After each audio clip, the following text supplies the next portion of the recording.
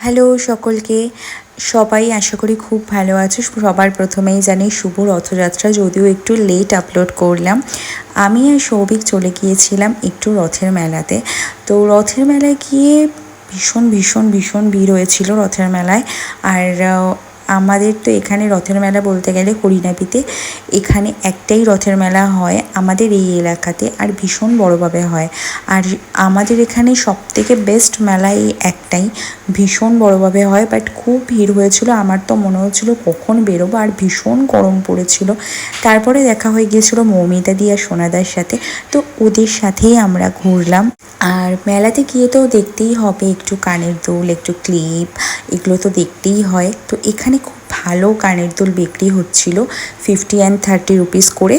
আর আমি এখান থেকে 2-3টে কানের দুল নিয়েছি, যেটা খুবই ভালো আমার লেগেছিল। আর সত্যি কথা বলতে গেলে কালেকশনগুলো খুব ভালো ছিল, ইউনিক ইউনিক কালেকশন, আমার বেশ পছন্দ হয়েছিল।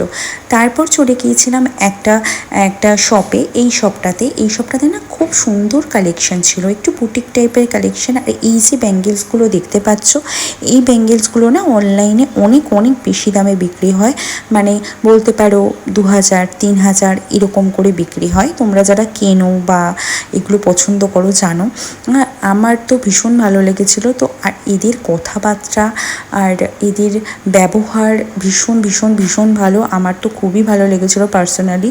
তো আমি এখান থেকে কিছু একটা জিনিস পারচেস করেছিলাম, আমার যেহেতু খুব ভালো লেগেছিলো ওদের কথাবার্তা। দেন আরও কিছু কানের দুল ক্লিপ দেখলাম, দেখে আর মোটামুটি কিছু আমি কিনতে পারিনি, আর কিনতে চাইও নি, কারণ মেলাতে ভীষণ ভীষণ ভীষণ দাম হয় জিনিসের। আর খাওয়া দাওয়া বলতে পারো, খাওয়া দাওয়াও আমি মেলাতে পছন্দ করি না কিছু খেতে। আর তারপরে একটু ঘুরলাম, সৌভিক কিছু কিছু টুকটাক জিনিস দেখছিল, কিন্তু ও কিছু কেনেনি। আর আমি টুকটাক কয়েকটা জিনিস তাও কিনেছি। দেন দেখো মেলাটা রাত হওয়ার সাথে সাথে অনেকটাই ফাঁকা হয়ে গিয়েছিল, আর মৌমিতাদিরাও চলে গিয়েছিল তারপরে। আর আমরাও তারপরে বাড়ি চলে এসেছিলাম। আর মেলাটা সত্যি কথা বলতে খুবই খুবই ভালো কেটেছিল দিনটা, বাট খুবই ভিড় হয়েছিল। আর এতটাই ভিড় ছিল যে আমরা ঠিকভাবে ঘুরতেও পারিনি।